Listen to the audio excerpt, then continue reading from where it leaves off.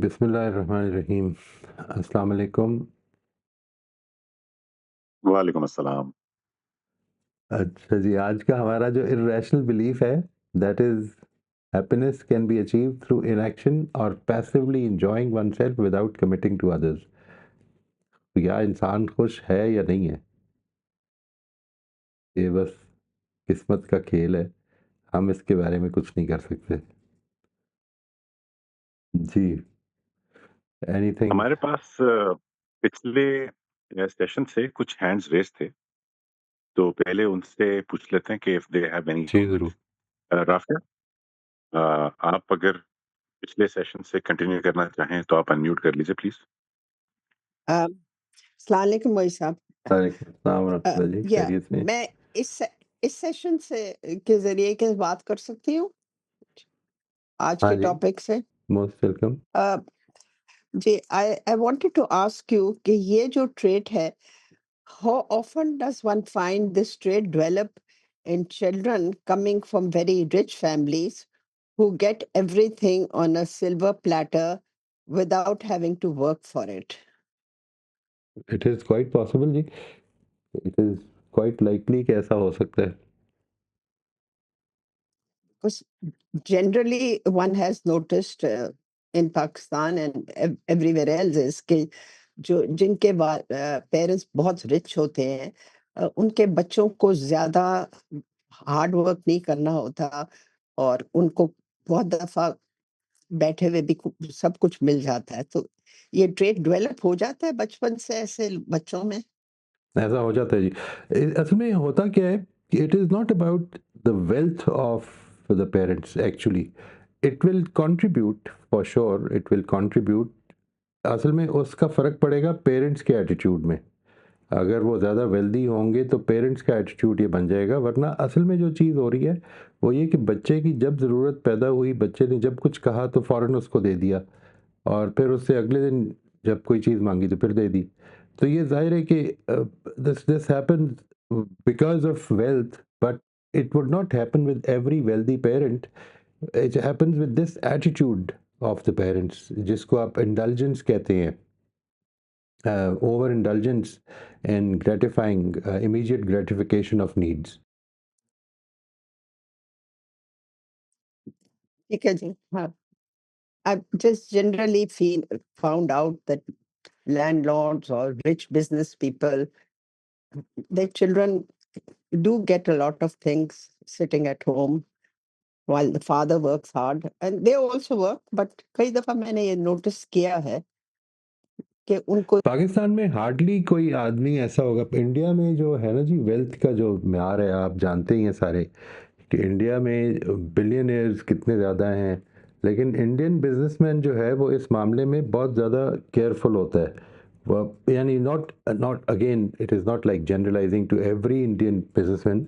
Many of them they have this tradition कि वो जब बच्चा उनका जो है वो टीन एजेस में, लेट टीन एजेस में होता है, तो वो उसको थोड़े से पैसे दे के कहते हैं कि you have to make on your own, you try to make it on your own now and find out, you have to, तुम ना तुम्हारे पास फ़ोन है ना कुछ है, तुम मेरे से रब्ता नहीं कर सकते हो, अब तुम ये थोड़े से पैसे हैं इसको लेके जाओ, अपनी लिविंग करो, और फिर मुझे तकरीबन 1 साल के बाद आके बताना कि क्या हुआ, and what did you make of this money. ठीक है ना? इस पेरेंट का जो है बच्चा, उसमें हालांकि वो बहुत वेल्दी है, लेकिन वो इससे फ़र्क नहीं पड़ेगा। तो it is not actually the wealth, it is the attitude which will create this problem. जी, I understand. Thank you. This was my observation, so I just wanted to bring it to your attention. नहीं, Thank you very much. Thank ये you. बात नहीं। इसके अलावा सलमा का hand raise था लेकिन मुझे वो अभी नज़र नहीं आ रही लिस्ट में। ज़फ़र साहब अगर हैं तो? आपका हाथ रेज़ था लास्ट मीटिंग में, लास्ट सेशन में। अगर आप कमेंट करना चाहें तो अनम्यूट कर लीजिए। अस्सलाम वालेकुम सर। वालेकुम अस्सलाम व रहमतुल्लाह जी, खैरियत से? अ, आपकी दुआएँ हैं अल्हम्दुलिल्लाह। मेरे ख़्याल में मैंने दोनों सेशन में ही हैंड रेज़ किया था और मौका नहीं मिल पाया था। अब मेरे पास इस वक़्त जो सवाल है पता नहीं ये रेलेवेंट है इस सेशन से या नहीं, लेकिन वो लिखा हुआ है अगर कहें तो मैं पढ़ के देखिए, आपने वो पिछली दफ़ा रेज़ किया था, तो वो सवाल अगर आप करना चाहें तो कर सकते हैं अभी। अब मैं यही ये अर्ज़ तो कर रहा हूँ सर कि दोनों सेशंस में किया था, पता नहीं ये जो सवाल है, ये खानका सेशन वाला है या दूसरे वाला, ये मैं भूल चुका हूँ। अच्छा, ये तो आप ही ने जज करना है जी।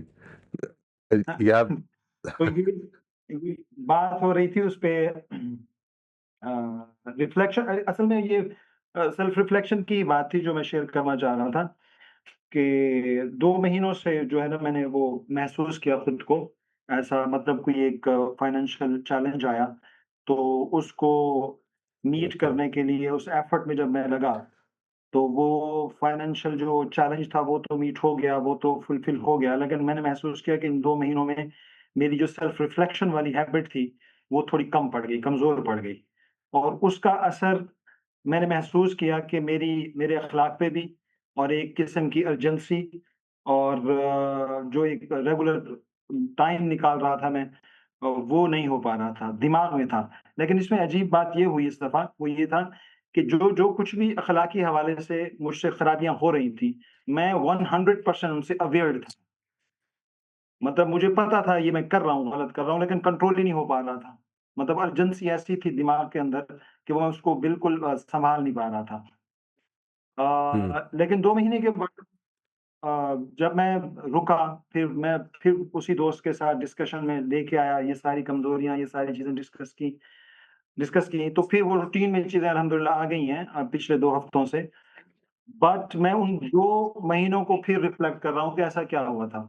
तो मुझे इन 2 हफ्तों में ऐसा महसूस हु 2 महीनों में ऐसा महसूस हुआ कि ये जो पिछले 2 ढाई साल का सफ़र हमने आपके साथ किया है, ये डिस्कशंस का किया है, ये मैंने अपने बच्चों के साथ भी किया है। मुझे ऐसे लगा वो सब भुलैया हो गया। ऐसे लगा कि ज़ीरो पे आ गया ना, ऐसे महसूस होना मतलब ये क्यों ऐसा हो रहा है? ये वो सारी एक्सरसाइज़ें, वो सारी रियाज़तें, वो ऐसा लगा है कि वो एक एक्सरसाइज़ थी और वो सब भूल गया।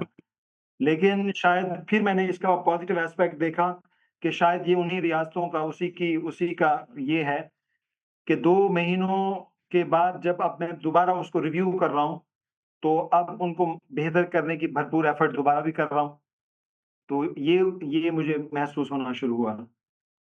ये वो सारी फीलिंग्स थी असल में जो मैं शेयर करना चाह रहा था लास्ट टाइम और वो 3 मिनट वाली जो आपने मेडिटेशन बताई थी 3 से 5 मिनट की, मैंने इस पूरे हफ्ते में उसको हर नमाज़ के बाद एक्सरसाइज़ किया है।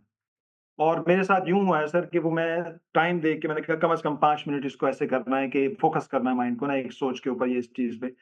तो वो ऐसा हो अक्सर ऐसा होता रहा है कि मैं नींद में चला गया हूँ। बिल्कुल, मुझे नींद आ गई है सही, और मुझे 15-20 मिनट बाद मैं उठा हूँ, मतलब वो बैठे-बैठे सही। और उसके बाद फ्रेश तो होता था, हुँ। लेकिन मैंने कहा मैं शेयर करूँगा सर से कि ये क्या मतलब वो फ़ोकस तो 2-3 मिनट हुआ, उसके बाद नींद आ गई ना और उसके बाद मुझे ऐसा लगा कि तो ये वो सारी फिर फीलिंग्स थी जो मैं शेयर करना चाह रहा था लास्ट टाइम। एक तो ये ज़हन में रखिएगा कि one of the very main points to reflect on would be कि ये जो सिचुएशन पैदा हुई, इसमें आप क्या कर सकते थे कि ये अवॉइड हो सकती।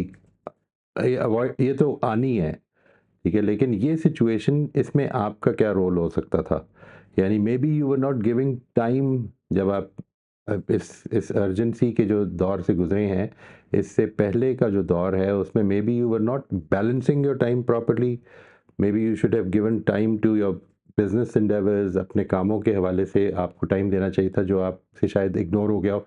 मैं ये नहीं कह रहा कि हुआ है, मैं ये कह रहा हूँ कि ये इस नौइयत की रिफ्लेक्शंस आपने ज़रूर करनी है ताकि चीज़ें जब कि जो चीज़ें इम्पॉर्टेंट हैं और अभी अर्जेंट नहीं है उनको टाइम देना शुरू कर दें, ठीक है जी। यानी बजाय इसके कि व्हेन द टाइम कम्स तो मैं उस वक़्त उसकी तरफ तवज्जो दूँगा। सेहत इम्पॉर्टेंट चीज़ है, इसको टाइम दें। रिलेशनशिप्स इम्पॉर्टेंट हैं, इसको टाइम दें। आपकी इकोनॉमिक्स इम्पॉर्टेंट है, इसको टाइम दें। ये सारी चीज़ें अपनी सेल्फ इम्प्रूवमेंट के लिए जो आप टाइम दे रहे हैं वो टाइम दें, क्योंकि दिस थिंग विल एक्चुअली अगर नहीं देंगे तो व्हेन द टाइम कम्स तो immediately they will become very urgent and you will not be able to cope. फिर ज़िंदगी का जो दिन का जो बैलेंस है, ये हफ्ते का जो बैलेंस है वो ख़राब हो जाएगा। ये जी, इसकी नेचर है। यानी अगर मैंने रेगुलरली टाइम दिए तो वो उसी रेगुलरिटी में ठीक हो जाएगा।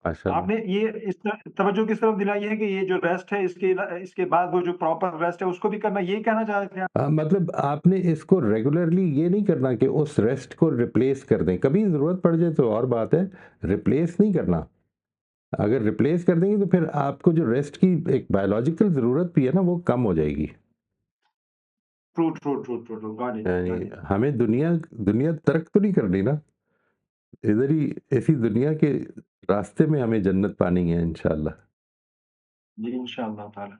बाकी वो दूसरा जो आपका पॉइंट था, वो जिस पे मैंने सोचना भी है, और मैं सोच भी इस पूरे हफ्ते उसी पे ही असल में दोस्त के साथ भी डिस्कशन रही है, सोचता रहा हूँ कि उस वक़्त क्या हुआ था, एजेंसी क्यों थी? मतलब हुँ, अखलाकी गिरावट का क्यों शिकार मैं हो रहा था? तो उसका सही जवाब तो मुझे यही मिला है कि वाक़ईतन वो हुज़ूरी का टाइम नहीं था। मतलब वो उस वक़्त मैं हुज़ूरी में था ही नहीं। मैं खुदा खुदा कॉन्शियसली, मतलब मैं चाह रहा था कि ये प्रॉब्लम मैं खुद ही सॉल्व कर लूँगा, और इसमें थोड़ी-सी भी टाइम या थोड़ा-सा भी मैं इधर-उधर हुआ तो मसला फिर खड़ा हो जाएगा। वो एक डर था, खौफ था।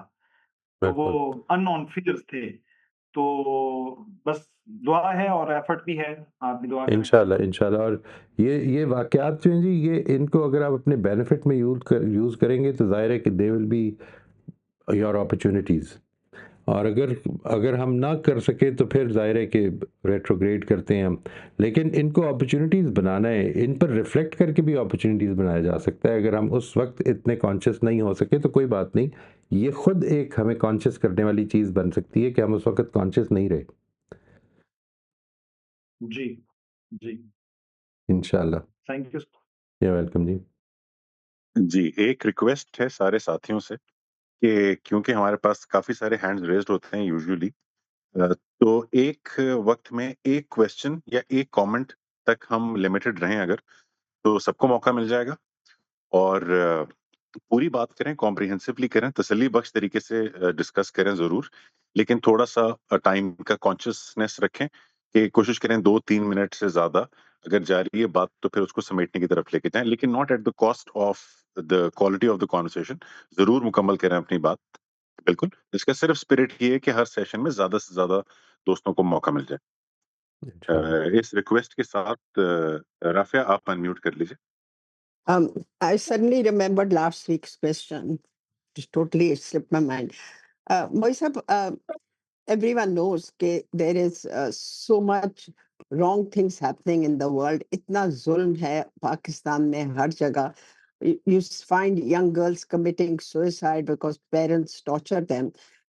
My question is, Allah is in charge. Allah can do anything.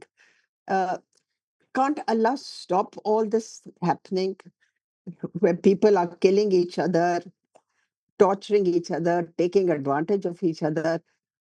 Allah is almighty.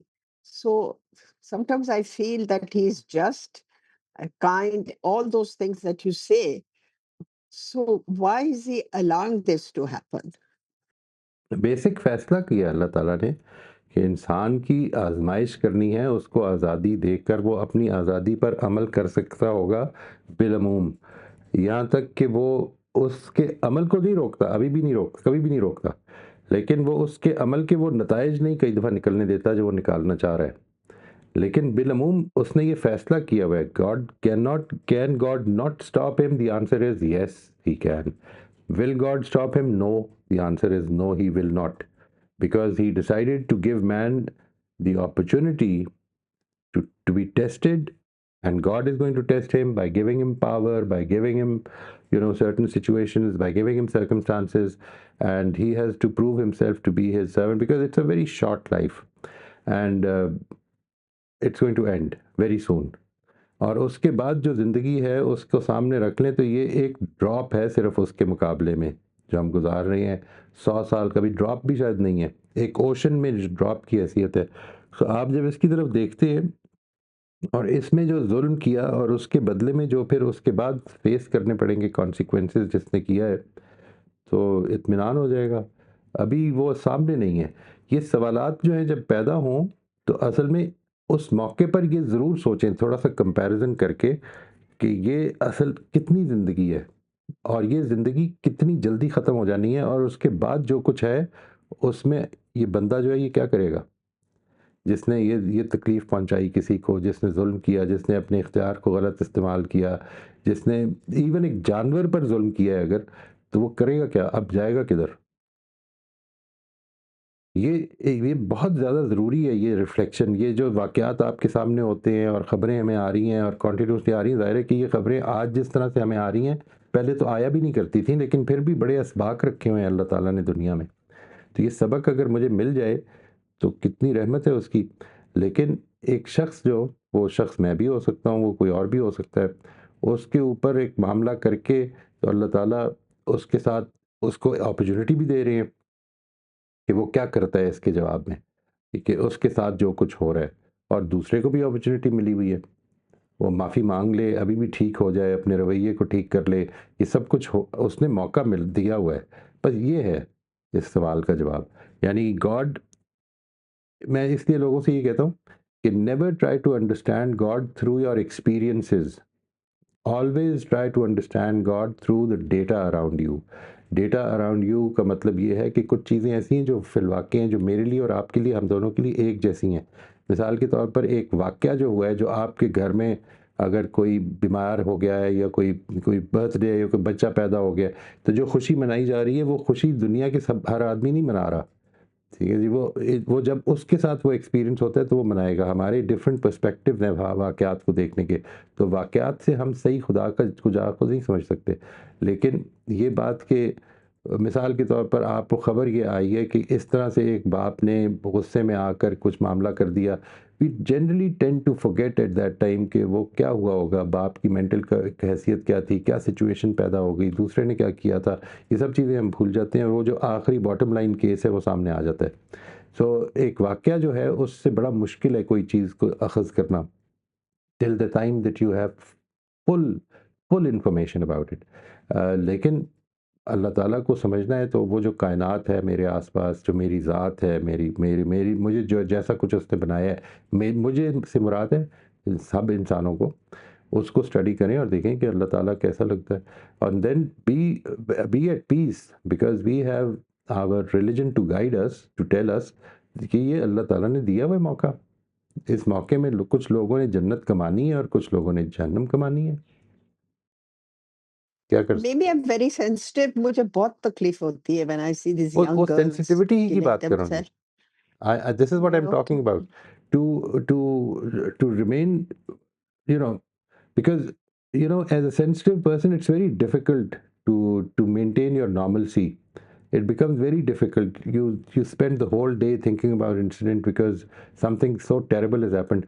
But to be able to maintain your normalcy, being a sensitive person, ये जो construction है ना, इसको ठीक करें। ये मौका है, मुझे भी है, इसको भी है, इन सब हम सबको हासिल है। जी, thank you, I will try. Thank you very much. Mohit साहब, एक क्विक कमेंट आज के टॉपिक के हवाले से, कि जो मिसकंसेप्शन है वो ये कि हैप्पीनेस जो है वो इनएक्टिविटी से हासिल हो सकती है। तो I remembered just now reading somewhere कि यूजुअली हम लाइफ गुजारते हैं हैप्पीनेस की परसूट में, यानी परसूट राइट, ऑफ हैप्पीनेस में, जबकि actually happiness lies in the pursuit. तो it's not pursuit right. Of happiness, it's the happiness of pursuit. यानी इसको अगर कहा जाए तो ये होगा कि एक चीज़ होती है जिसको कहा जाता है हैप्पीनेस परसूट। ठीक है ना जी? Pursuit of happiness and happiness pursuit, वो परसूट की सिफत बन गई कि हम असल में जो परसूट है, when we have a purposeful life and we are pursuing that purpose, that is what gives us fulfilment. Actually happiness के बारे में एक तसव्वुर जो है ना, कि we are all waiting to be happy. एक चीज़ ध्यान में रखिएगा, ये दुनिया खुशी के लिए बनाई नहीं गई, यानी इसमें टारगेट खुशी है नहीं। अच्छा, और खुशी कभी भी डायरेक्टली, जिस तरह मैंने एक अपनी बात करते हुए जब मैं ह्यूमिलिटी पे बात कर रहा था, इसमें इस वाले सेशन में, सैटरडे वाले सेशन में, खानका के सेशन में, तो मैंने आपसे एक गुजारिश की थी कि humility is not something that you create in yourself. कुछ चीज़ें ऐसी हैं ज़िंदगी में, मसलन सेल्फ एक्चुअलाइजेशन है, ह्यूमिलिटी है, हैप्पीनेस है, ये वो चीज़ें हैं जो कि असल में जितना आप इनके पीछे भागेंगे उतना इससे दूर होते जाएंगे, या ये और आगे जाएंगे, ये शेडोज़ की तरह है। you don't pursue happiness. Actually what you pursue is purpose, and that purpose indirect उसका एक साइड इफेक्ट होता है कि जब आपको फुलफिलमेंट और हैप्पीनेस मिलती है. You don't pursue self actualization. Self actualisation pursuit की चीज़ नहीं है. असल में जो परसूट की चीज़ है वो अपने से ऊपर उठ के कोई कंट्रीब्यूशन करना है. मैं अपनी ज़ात से बुलंद होके किसी के लिए कोई ज़िंदगी में आसानी पैदा कर सकता हूँ, किसी के लिए कोई काम ऐसा कि जो मेरे बाद काम आता रहे, वो मेरे होते हुए रिकग्नाइज हो या ना हो, मेरे बाद उसकी कोई वैल्यू बन जाए या किसी के काम आ जाए, या उसकी बेसिस पर पहला स्टेप बन जाए कि लोग उस पर मज़ीद कोई डेवलप कर सके. अगर ये काम इस तरह से मैं अप्रोच कर रहा हूँ ज़िंदगी को, तो ये है जो सेल्फ एक्चुअलाइजेशन देगा. यानी सेल्फ एक्चुअलाइजेशन बड़ा बड़ा लिख के आप उसको परसू नहीं कर सकते. इसी तरह से हैप्पीनेस है. तो ये एक बड़ी इंपॉर्टेंट चीज़ है जो समझने की है कि हैप्पीनेस, और ये जो कॉन्सेप्ट है जिसकी हम बात कर रहे हैं, ये बेसिकली कॉन्सेप्ट ये है कि ज़िंदगी में कुछ मेरे बाहर होगा तो मुझे खुशी मिलेगी. यानी मेरी बेटी न्यूजीलैंड में होती है, मेरा नवासा, मेरा दामाद जो है, वो जब आएंगे तो खुशी मिलेगी, और फिर वो चले जाएंगे और फिर दुखी हो जाएंगे हम. यानी ये जो एस्पेक्ट है, अगर ये है खुशी का म्यार कि कुछ बाहर होगा तो खुशी मिलेगी, तो असल में हमेशा ये बाहर ही रहेगा, और आप हमेशा यही सोचते रहेंगे कब खुशी मिलेगी. एक तो ये समझ लीजिए कि इस दुनिया की चीज़ नहीं है आपको ये दुनिया, जो इसलिए क्योंकि हम इस दुनिया में ये जो प्रेजेंट मोमेंट में जी नहीं सकते. हम या माजी में या मुस्तकबिल में जीते हैं, ठीक है. और मुस्तकबिल में हम जब जाते हैं तो उधर हमें कुछ ब्लीक फियर्स भी नज़र आते हैं, और सबसे बड़ा फियर ये कि ये ख़त्म हो जाना है. जो कुछ मर्ज़ी कर लें आप, जितना मर्ज़ी जमा कर लें, ख़त्म हो ही जाना है. तो ये वाले सारे एस्पेक्ट्स जो हैं, इनको जब जमा करेंगे तो आपको मालूम होगा कि ये दुनिया की नेचर ये नहीं है कि यहाँ पे खुशी. मैं लोगों से कई दफ़ा ये पूछा कि think about one thing that if it happened you'd be happy for the rest of your lives. ये सवाल कभी सोचिएगा कि वो एक क्या चीज़ है, वो एक चीज़ क्या है कि जो अगर हो जाए तो वो आपको बाकी सारी ज़िंदगी उतना ही खुश रखेगी जितना वो होते वक्त रखेगी. ऐसी कोई चीज़ ही नहीं है. ऐसी सिर्फ एक चीज़ है जी कि आप ज़िंदगी में कुछ कंट्रीब्यूट कर दें, किसी की ज़िंदगी को कुछ बना दें. और वो इसका मतलब है कि वो सेल्फ ट्रांसेंडेंस है. You are actually not searching for happiness, you are actually looking to give something to somebody else. और वो आपको एक, मुझे जैसे ही मैं अपनी ज़ात के लिए सोचूंगा ना, तो वो जो कुछ मिलेगा वो थोड़ी देर के बाद उसकी खुशी मुंतमिल होनी शुरू हो जाएगी. Very well said. जी, रोज़बिन आप अनम्यूट कर लीजिए. जी, अस्सलाम वालेकुम सर। वालेकुम अस्सलाम. जी सर, यही सवाल था मेरा कि ये हैप्पीनेस कैन बी अचीव वाला जो बिलीव है आज का, तो इसमें हैप्पीनेस से क्या मुराद है? तो राइट. काफ़ी हद तक तो ये अभी वाज़ेह हो गया। अगर कुछ और हो तो आप बताइए, और इसमें आपने एक बात की थी इमोशनल अटैचमेंट, तो उसको भी कुछ वाज़ेह कर दीजिए कि किस तरह हम बच्चों की इस इमोशनल अटैचमेंट पे उनका साथ दे सकते हैं? ये नहीं, इमोशनल एक है, इमोशनली मेरा ख्याल है कि जो बात हमने कही थी इसमें, वो थी इमोशनली डिटैच्ड पेरेंटिंग. ये बात, इस तरह की कोई बात थी, मुझे अब याद नहीं है. अगर चाहे तो मैं खोल लेता हूँ उसे, उससे. ये था कि इमोशनली अटैचमेंट बच्चों के साथ अगर वो इमोशनली होते तो उनको जैसे टेक केयर करना, तो किस तरह मुझे इतना कुछ समझ नहीं आया इसके बारे में। राइट. ये लेट मी जस्ट सी जी, कोई और अगर हेल्प कर सकें, किसी और ने देखा हो ये. मेरे भी ज़हन में नहीं है कि एग्ज़ैक्टली क्या सवाल है. या तो रोज़बिन आप वो सेशन दोबारा देख लीजिएगा और जी, फिर जी। सवाल जी, प्रिसाइज़ मैं कर लिख लीजिएगा, लूँगी। तो वो हुँ। जी, वो भले आप व्हाट्सएप कर दीजिएगा, हम उस वक़्त ले लेंगे या फिर अगले सेशन में ले लेंगे इंशाल्लाह. ठीक है, मैं चेक कर लेती हूँ हाउ डज़ इट डेवलप में था या हाउ डज़ इट अपीयर में था, फिर मैं वो उसको लिख लेती हूँ। ठीक है तो जी, सर ठीक है. हैप्पीनेस से क्या मतलब है, वो तो हो गया, अगर कुछ और आप इसमें बताना चाहें तो ठीक है। जी नहीं, देखें, वो जो चीज़ है ना, वो ये है कि अगर जब जब कभी ये प्रॉब्लम पैदा होती है और बच्चा अगर इमोशनली किसी वक़्त डिस्टर्ब्ड है, तो आपको उसकी बहुत ज़्यादा परवाह नहीं है. आप अगर गौर करें तो ये हमारी इंस्टीट्यूशंस जो हैं, जो हमारी टीचिंग स्कूलिंग है, ये एजुकेशनल इंस्टीट्यूशंस हैं, ये अब इतने ज़्यादा इम्पर्सनल हो चुके हुए हैं कि हम इमोशनली डिटैच टीचिंग करते हैं। ये एक इम्पॉर्टेंट चीज़ है, इसको समझना ज़रूरी है। यानी मिसाल के तौर पर आप एक टीचर की हैसियत से अगर क्लास में गए हैं और बच्चा जो है वो रो रहा है, तो आप उसको बहुत ज़्यादा टाइम नहीं दे सकते, इसलिए कि आपने अपना कोर्स पूरा करना है। तो हम अपनी जो ज़िंदगी है उसको हमने इस तरह बना दी है कि हम इमोशनली एक दूसरे से डिटैच हो रहे हैं। ये इस चीज़ की तरफ ले जाती है, यानी ये बात कि मुझे अगर इफ़ आई एम सैड और इफ़ आई हैव कोई ट्रॉमेटिक एक्सपीरियंस है, कोई वालिदैन जो हैं उनकी उनकी तरफ मैं जब बढ़ता हूँ और मैं कहता हूँ कि जी मुझे इस वक़्त ये फ़ीलिंग है, और वो कहते हैं नहीं, नहीं कोई ऐसी बात नहीं है, इसकी कोई ज़रूरत नहीं है। या ये क्या तुम पागल हो गए हो? ये कोई फ़ील करने की चीज़ है, ये कोई डरने की चीज़, कोई डरने आप ख़ास तौर पे ये जो फ्रेज़ है ना, हम जब ये कह देते हैं कि मुझे डर लग रहा है, तो उसको बिल्कुल ही अंडरमाइन कर देते हैं कि ये क्या बात है? डरने की कोई ज़रूरत नहीं है, कोई नहीं डर की क्या होता है? इस तरह के सवाल करेंगे। हालाँकि वो जो पेरेंट ये कह रहा है, वो अपनी ज़िंदगी में वो भी बहुत सारी चीज़ों से डरता है। यानी बहुत सारी चीज़ों से मटीरियल चीज़ों से भी डरता है। हम डर को जानते हैं, हमने डर एक्सपीरियंस किया हुआ है, लेकिन जब बच्चा ये कहता है कि आई एम रियली स्कैर्ड, तो हम उसको बिल्कुल ऐसे करते हैं, स्केयर कोई चीज़ है और ये उसकी तरबियत के नाम पे कर देते हैं, ठीक है? तो ये इमोशनल और डिटैचमेंट से उसी चीज़ में बेसिकली ये ढकेलते मुराद हैं है। फिर उसको। जी, सॉरी, सॉरी। फिर उसी चीज़ में उसको ढकेलते हैं, यानी जिस चीज़ के डर की वज़ह से राइट, वो नहीं कर रहा होता, हम उसे फ़ोर्स करते हैं कि वही करो। Exactly, exactly. यानी ये बात कि अगर मैं डिस्टर्ब्ड हूँ, तो मैं इसके बारे में कुछ नहीं कर सकता। अगर मैं अनहैप्पी हूँ, तो I can't do anything about it. ठीक है जी। ये जो फीलिंग ऑफ पावरलेसनेस है, ये हमारे अंदर जो चीज़ें माहौल से हमारे अंदर डेवलप कर सकती हैं, वो सारी जो हैं वो कर देती हैं, अगर हमारा इस तरफ बेंट बन जाए।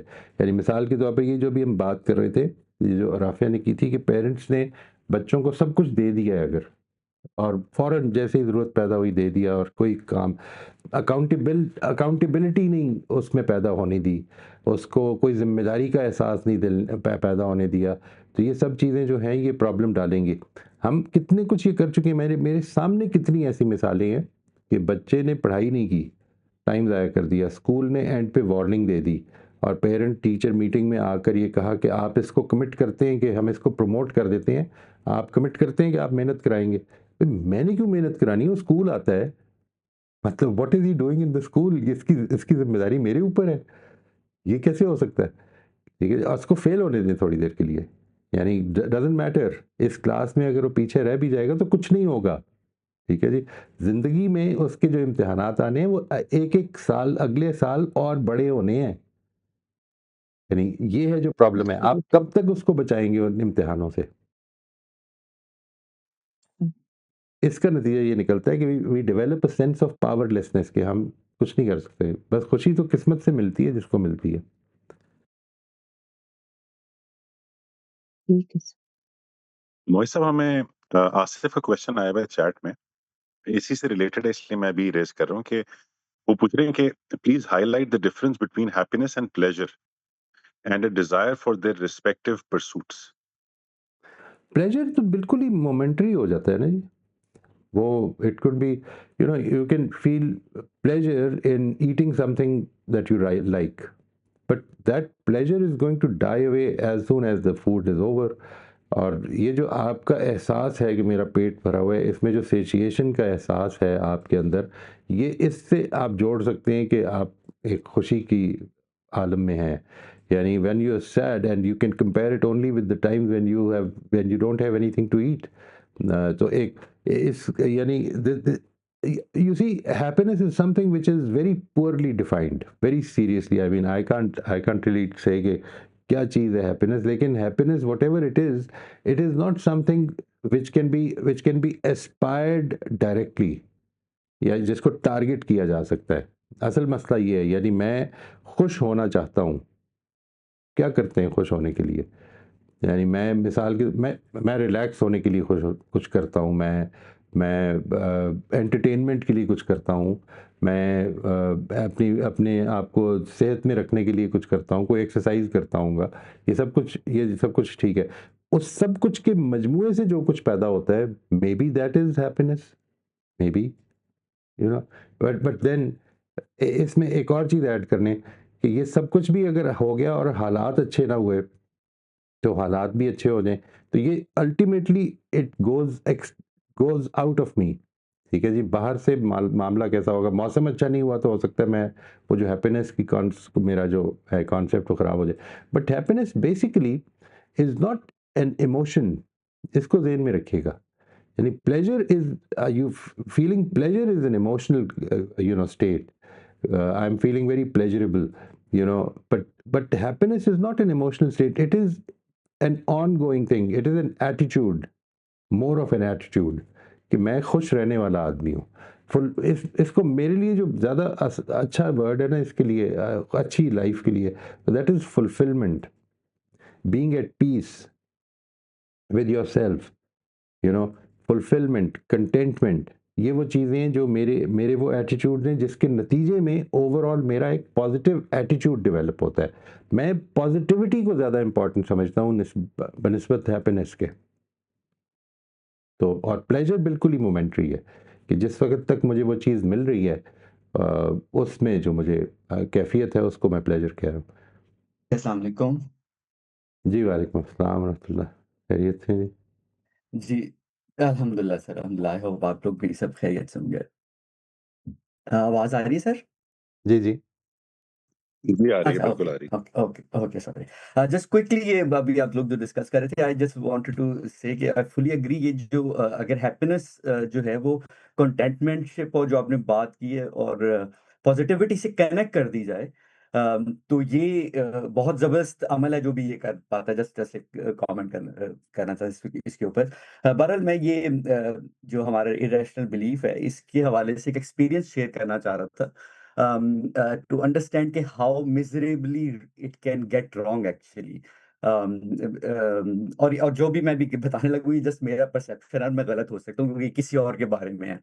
तो मेरे बहुत क्लोज मतलब सर्कल में एक मैं किसी को जानता हूँ तो अगर मुझे उनकी बचपन याद है वो इस तरह से है कि उनकी बेसिकली वो 4 बहनों के एक भाई हैं और 3 बहनों के बाद हुए थे। तो जो हमारा आपको पता है सोशल कंस्ट्रक्ट है तो बहुत ज़्यादा पैम्पर्ड 2 चीज़ें थी पेरेंट की तरफ से। एक तो वो ज़ाहिर है कि थोड़ा ख़्याल रखना और एक्चुअली ख़्याल रखने का एलिमेंट बहुत ज़्यादा था इस हद तक कि वो लड़का जो है वो कॉलेज लेवल तक जो फादर हैं, वो कॉलेज तक उनको ड्रॉप करते थे, just to take care of him और वो कहीं किसी बुरी कंपनी में ना चला जाए। और ये बेसिक एक वजह रीज़न जो मुझे समझ में आई हमेशा। तो वो फिर कनेक्शंस और एक्स्ट्रा एफर्ट करना उससे दूर ही रही। अब जब ये रिफ्लेक्शन जो कि मैंने अभी भी मेरे सामने है वो नज़र आती है, वो ये रही कि इसके साथ जो कुछ यही इसी तरह का कुछ बिलीफ पैदा हुआ जो सामने नज़र आता है कि बस अपने आप में रहना और बहुत चीज़ों में एफर्ट नहीं करनी, बेसिकली एफर्ट नहीं लाइफ में नज़र आती। अब ये बिलीफ एक और बिलीफ से कपल हो गया है। इसके साथ एक और चीज़ आ गई और वो है हमारा रिलीजियस कन्वेंशनल कह लें या एक और बिलीफ है कि जी हमें तो कुछ करने की ज़रूरत नहीं है और रिस्क तो खुद ही आ जाएगा, जो मोटी-मोटी चीज़ें हैं, हम सबने सुनी हुई हैं, कि ये तो अल्लाह ने सब कुछ दे ही देना है।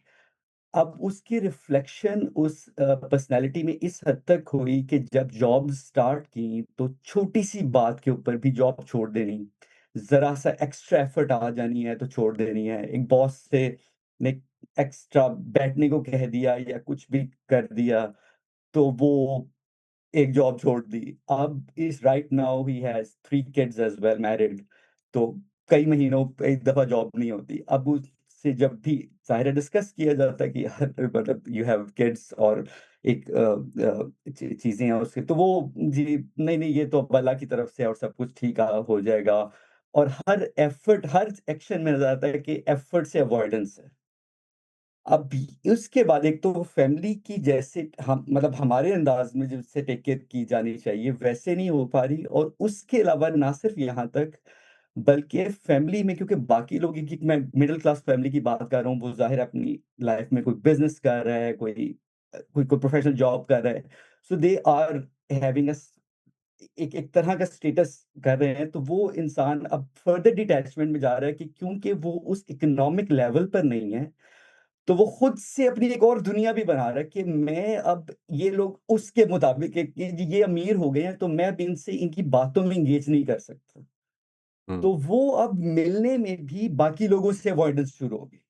राइट, अब एक तो वो तो खुद से वो सफ़र कर रहा है, अब उसके साथ वो नहीं समझ पा रहा कि उसकी वाइफ़ भी सफ़र कर रही है और उसके बच्चे भी सफ़र कर रहे हैं। बच्चे in a very, very young age we feel कि दे फील दिस कि हम कोई कमतर लोग हैं या हम नहीं हैं।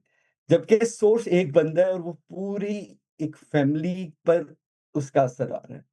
सो मकसद सिर्फ़ ये था, मैंने बहुत ट्राई किया शॉर्ट करके सुनाने की स्टोरी कि इस तरह के बिलीफ अगर किसी में पैदा हो जाते हैं, तो वो किस हद तक वो एक लाइफ़ और एक फैमिली को डिस्टर्ब कर सकते हैं। ज ज just I wanted to share this. Thank और इसमें इसमें ख़ास तौर पे जो आपने बात फ़रमाई है ना जी कि मज़हब से जो जो चीज़ जनरेट कर जाती है, अगर वो मज़हबी फ़िक्र भी बन गई है, तो फिर तो असल में आदमी इसमें सिर्फ़ ये नहीं कि वो सफ़र करता है, वो इस सफ़रिंग में एक उसको लज़्ज़त भी मिलती है कि ये ऐसा ये ही तो है, खुदा का फ़ैसला है, ये ऐसा ही होना चाहिए था। ठीक है ना? जो चीज़ ऐसा ही है। इम्पोर्टेंट है वो उसको you know we are not responsible I mean God is not responsible for our misunderstandings of religion. हमें अपने ज़हन को खुद खुला जी, रखना है कि हम चीज़ों को ठीक तरह से समझ सकें। जो चीज़ इम्पोर्टेंट है वो ये कि जो कुछ अभी तक कर रहे हैं अगर वो लेट्स से आप आपके बच्चे को अगर दूध की ज़रूरत है इस वक़्त और आप सामने बैठे हैं, तो जिस तरह से आपकी ज़िम्मेदारी है, वो छोटा बच्चा है, नौनिहाल है अभी, उसके उस तक वो खुद तो नहीं जा सकता, रिज़्क तो अल्लाह ताला ने देना है। तो आप इंतज़ार करके देखें ज़रा 3-4 दिन कि अल्लाह ताला उसको कैसे रिज़्क देता है। यानी the thing is that somebody will have कोई वसीला बनेगा। मेरी मेरी मेहनत जो है वो मेरी ज़िम्मेदारी है। मुझे अपनी ज़िम्मेदारियाँ पूरी करनी हैं। मुझे इस दुनिया के उतार-चढ़ाव में अपने आप को ठीक रास्ते पर रखना है। इसके बाद अल्लाह ताला ये कह रहा है कि मैं तुम्हें दूँगा। अच्छा, ये भी इस बड़ा मिसकंसेप्शन है कि अल्लाह ताला से जो अगर ऐसा होता तो फिर दुआ ही क्यों की जा रही होती? कुछ चीज़ें जिस तरह दुआ पे डिपेंडेंट होती हैं, इसी तरह कुछ चीज़ें आपके अमाल पे भी डिपेंड हमारी फ़ेट जो है, मेरा ख़्याल है ये सूरह राद में एक जगह पर अल्लाह ताला ने बयान किया है कि कुछ चीज़ें अल्लाह ताला ने लिख दी हैं और उनमें से वो जो चाहता है मिटा देता है और जो जिसको चाहता है बाकी रखता है। ये क्या मतलब है इसका? यानी ये बात कि मैं इस वक़्त इस दोराहे पे खड़ा हूँ। I am at a cross road जैसे मैं इस तरफ भी जा सकता हूँ, इस तरफ भी जा सकता हूँ। मैं मेहनत भी कर सकता हूँ और मैं आराम से सो भी सकता हूँ। मैं अगर मेहनत करूँगा तो मेरा जो रिज़्क है वो अल्लाह ताला ने एक लिखा हुआ है और अगर मैं आराम से सो जाऊँगा तो मेरा अल्लाह ताला ने दूसरा रिज़्क लिखा हुआ है। ये मेरे मेरे डिसिज़न्स पर डिपेंडेंट हैं कुछ किस्मतें, कुछ फ़ेट के एस्पेक्ट्स मेरे एक्शंस और मेरी दुआओं पर डिपेंडेंट है। मैं माँगूँगा तो मिल जाएगा, मैं मेहनत करूँगा तो दरवाज़ा खुल जाएगा, लेकिन मैं बैठा रहूँगा तो जितना खुलना है शायद उस सूरत में भी शायद कुछ खुल जाएगा। But this is completely a misunderstood concept कि मैं जो मर्ज़ी कर लूँ, चीज़ें डिटरमिन्ड हैं। नहीं, ऐसा नहीं है। मेरे करने ना करने के नतीजे में चीज़ें डिटरमिन्ड हैं उस अमल की, उस चॉइसेस के ऊपर। यानी वही बात, इसको समझ लें बड़ी अच्छी तरह से। मैं जिस तरह से फेट को देखता हूँ वो ये है, everything that is happening to me, whether it is through my boss, my parents, my children, my neighbors, my nation, my leaders, or the weather, or an earthquake, ये जिस जो चीज़ मेरे साथ हो रही है ना, ये मेरी फेट है और जो कुछ मैं रिस्पॉन्ड कर रहा हूँ, मुझे इस पर आखिरत में अजर मिलना है। मुझे अपनी फेट पर कोई अजर नहीं मिलना। मैं किस घर में पैदा हुआ, मैंने किस मज़हब में आँख खोली, इस पर कोई अजर नहीं मिलना। जिस चीज़ पर अजर मिलना है वो ये है कि मैंने क्या किया, मैंने उसके बाद क्या किया। और वो दुनिया में भी मिलना है और आखिरत में भी मिलना है। दुनिया में उसके कुछ मतलब ज़ाहिर है कि वो मिलना है कि वो इस इस्तेहकाक पे नहीं मिलना, वो कभी बहुत ज़्यादा मिल जाएगा, कभी उससे कम मिलेगा जो आप डिज़र्व करते हैं। आखिरत में टोटल हो जाएगा, पूरा-पूरा हिसाब हो जाएगा। Exactly. Thank you sir, thank you very much. This you are what welcome. What I wanted to share. Thank you, thank you. Thank you for sharing it. जी, मोहम्मद उमर आप अनम्यूट कर लीजिए। अस्सलाम वालेकुम सर। वालेकुम अस्सलाम रहमतुल्लाह जी, खैरियत से हैं? वो इसमें जी पेरेंटिंग के हवाले से एक सवाल था जी। वो जो प्रॉब्लम सॉल्विंग एबिलिटी है जी बच्चों के अंदर, तो उसे कैसे उनके अंदर डेवलप करा जाए और उसकी जो प्रोसेस है, वो क्या होगा? उसके बारे में अगर आप थोड़ा एक्सप्लेन करें। ये किस एज के बच्चे हैं जिनकी आप बात कर रहे हैं? अल्हम्दुलिल्लाह ये समझो कि 3 साल से और 10 साल तक के बच्चे हैं। 3 साल से 10, जो 3 साल का है ना, उसके सामने अगर आप मिसाल के तौर पे ब्लॉक्स हैं, लेगो है, इस तरह की चीज़ें जो हैं वो बना के और फिर या उसके सामने रख के let him keep experimenting with things, वो खुद उसके अंदर डेवलप करे कि मुझे अच्छा, फिर उसको ये चैलेंजेस एज़ ही ग्रोज़ अप 4-5 साल का जब हो गया तो उसको कहें कि मुझे इस तरह करके अगर हम कुछ बनाना चाहें तो क्या हो सकता है? अपने मसाइल उसके साथ बच्चों के साथ डिस्कस करने कि मैं ये चाह रहा हूँ कि इस तरह की हम कोई चीज़ करें या इस तरह का कुछ बनाएँ, तो हमें किस तरह से अप्रोच करना चाहिए।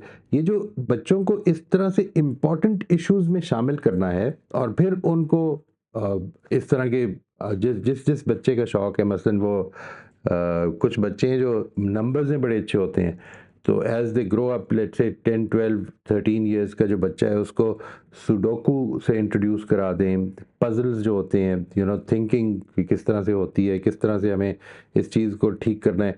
गलती पे आप उनको ये इनकरेज करें कि हमें इसको फिर ट्राई करना चाहिए।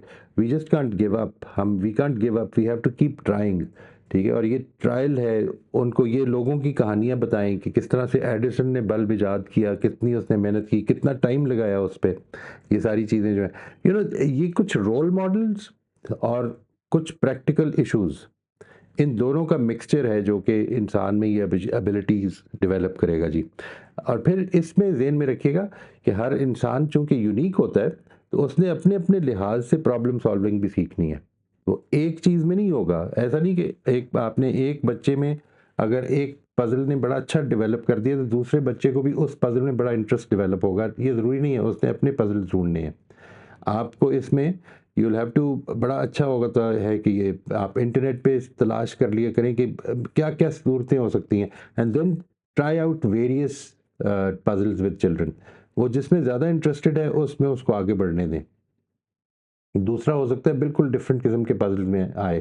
तो ये कोई सेट पज़ल्स नहीं है या कोई सेट प्रॉब्लम सॉल्विंग की टेक्निक्स नहीं होती हैं, बल्कि आपने करना ये है कि उनको अपने मसाइल में शामिल भी करते हुए और उसका हल कि हमें क्या सोचना चाहिए, किस तरह से ढूँढना चाहिए, और उनको ये एक्सरसाइज़ेज़ भी उनके लिए एज एप्रोप्रिएट एक्सरसाइज़ेज़ भी तलाश करते हुए। और ये मुख्तलिफ हो सकती हैं, बहुत हैं इसमें, आपको बेतहाशा मिल जाएँगी। वो वर्ड पज़ल्स होते हैं, कुछ कुछ लोगों का लैंग्वेज का शौक होता है, ठीक है? तो ये यानी किस तरफ से अप्रोच करना है, ऐसा करके देखते हैं, ऐसा करके देखते हैं, ये हमारे स्कूल्स में अनफॉर्चुनेटली बिल्कुल ही नहीं होता। वरना ये जो ग्रुप एक्टिविटीज़ होती है ना जी, ये बहुत फ़ायदेमंद हो सकती हैं।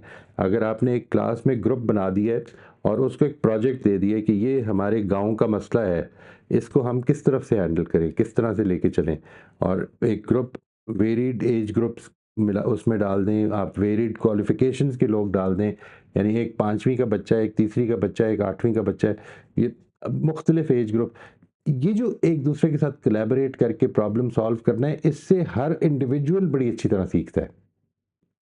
हम इसमें टाइम ही नहीं देते हैं अनफॉर्चुनेटली। हमने वो जो एक रोट लर्निंग के कोर्सेज़ बनाए हुए हैं उसको पूरा करके तो हम समझते हैं कि बस ठीक हो गया। तो ये इश्यूज़ हैं जिनको हमें इसमें काफ़ी कुछ हमें वो जो उसकी किताबें हैं ना एडवर्ड डी बोनो की, उसको प्रॉब्लम सॉल्विंग पे, थिंकिंग पे, तो उनको भी ज़रूर देखिए। उसने इस पे भी कुछ काफ़ी काम किया हुआ है। I think that will be quite helpful इंशाल्लाह। अब ये जो मसला है सर उसका क्या बोल रहे हैं स्कूलिंग का, तो उसमें एक बहुत दिनों से जो सवाल परेशान कर रहा है वो ये है जी कि अब वो एबिलिटी तो बच्चे में चलो हमने डाल दी एफर्ट करके, लेकिन बिना डिग्री के तो वो बाहर कोई जॉब वगैरह से मिलेगी नहीं, और डिग्री जो है उसे वो स्कूल ही देगा, जी। उसमें बच्चा गया नहीं, तो वो बाहर करेगा कैसे मतलब? नहीं वो क्यों नहीं गया? उसको भेजें, स्कूल भेजें। यानी देखिए 2 सूरतें हैं, एक तो ये कि इंसान ने ये फ़ैसला कर लिया खुद से, वो जो बेसिक स्कूल में मेरे ख़्याल में एक जो एडवांटेज होती है ना, जो अभी उसकी कॉस्ट बहुत ज़्यादा है, लेकिन जो एडवांटेज होती है बच्चों की ज़िंदगियों में वो है सोशल इंटरैक्शन उनका।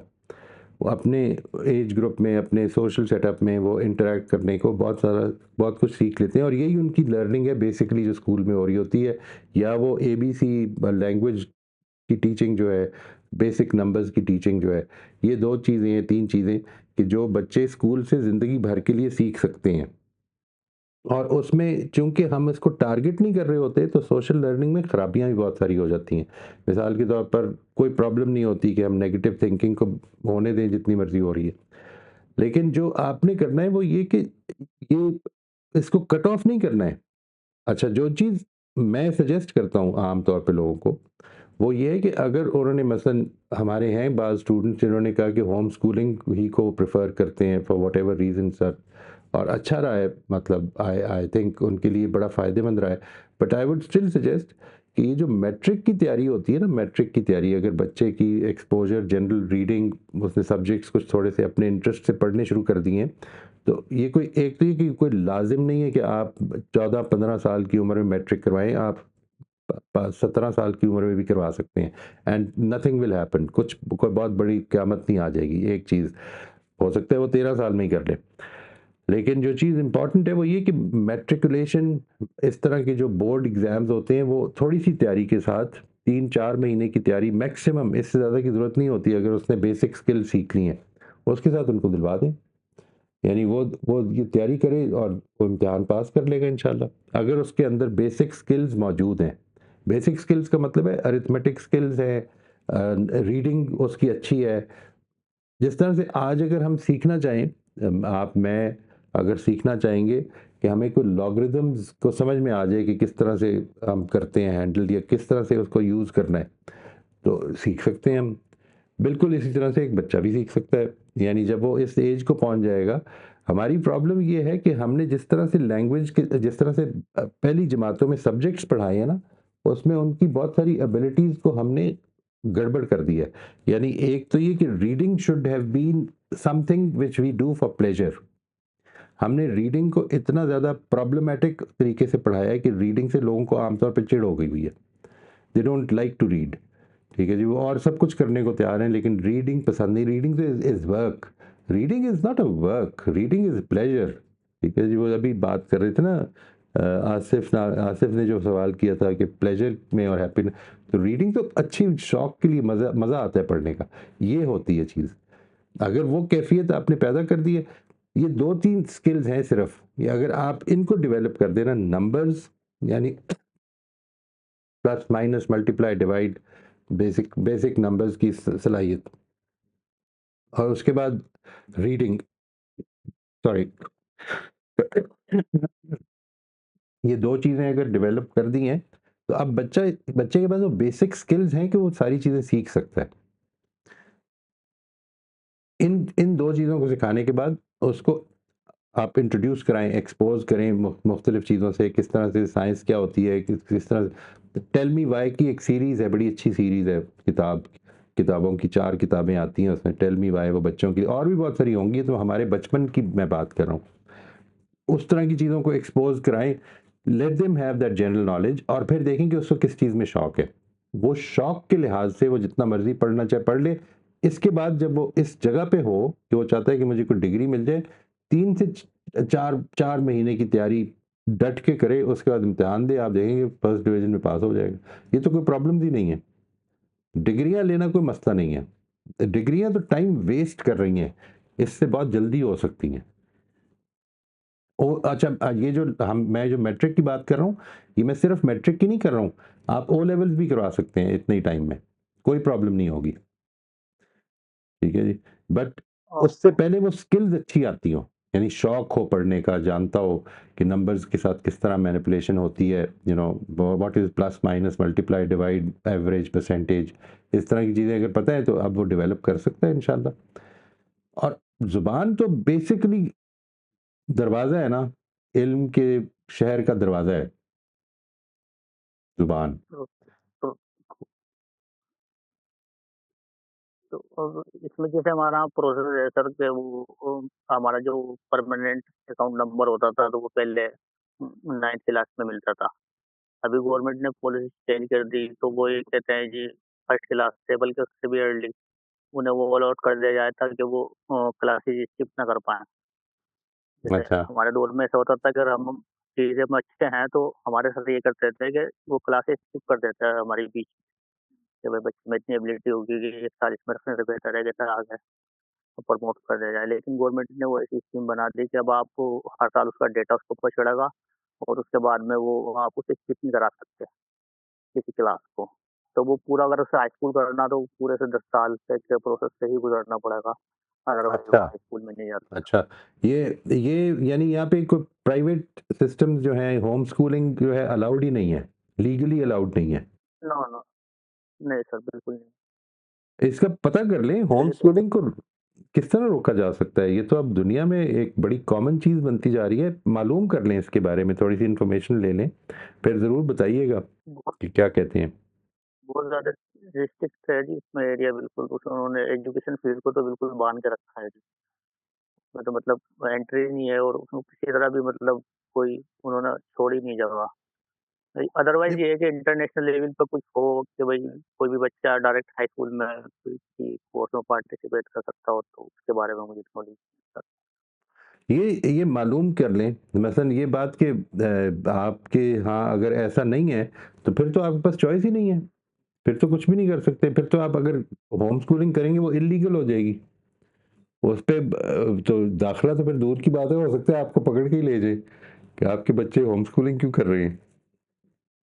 तो इसलिए मालूम कर लें।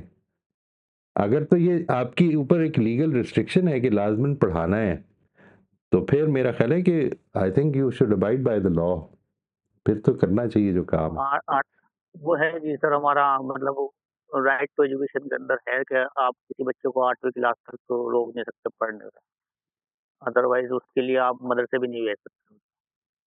हाँ, तो क्या नहीं कर सकते? ये है कि वो मदरसे वगैरह की जो तालीम होती है हमारा तो वो भी आप कराएँ बाय साइड, लेकिन 8वीं तक का आपको कंपल्सरी है, आप अपने बच्चे को स्कूल राइट, में कराएँ। राइट।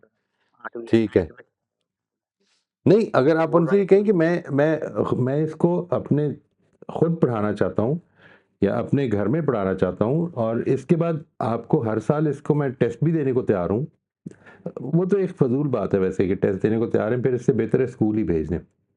मगर स्कूल में जितना टाइम वेस्टेज है ना जी, और जितना ज़्यादा रिसोर्सेज वेस्ट होती हैं, I think it could have been made a much better institution. Unfortunately वो हमने एक वही मसला है, हम उस पैराडाइम में फंस गए हैं कि ये कोई एक रेस लगी हुई है जिसमें बच्चों को हमने जिताना है और वो जीतने वाले जो हैं वो आगे रह निकल जाते हैं। ये हम मिस कर जाते हैं कि उन जीतने वाले 20 या 10% लोगों के लिए हम 90% को बर्बाद कर देते हैं। बेहतर है इंशाल्लाह अच्छे से काम ये करेंगे। मालूम कीजिएगा ज़रा, फिर बताइएगा क्या कहते हैं कि होम स्कूलिंग के बारे में। पढ़ाने से रोकना तो बिल्कुल गलत है, ये तो बड़ी अच्छी बात है। Every child must be given the right to be educated, but I mean I feel that my child deserves this education which is much better. उसका क्या करें? अच्छा, इसी तरह से मैं आपसे अर्ज़ करूँ, there are a couple of schools in India. India में हैं 2-3 स्कूल ऐसे, ये मैं आपको उनका नाम, अगर आप मुझे मैसेज करें ना तो मैं आपको उनका नाम भेज दूँगा, ठीक है? आप उनके बारे में कुछ इन्फॉर्मेशन लें, एक से तो मेरा राब्ता भी हुआ था।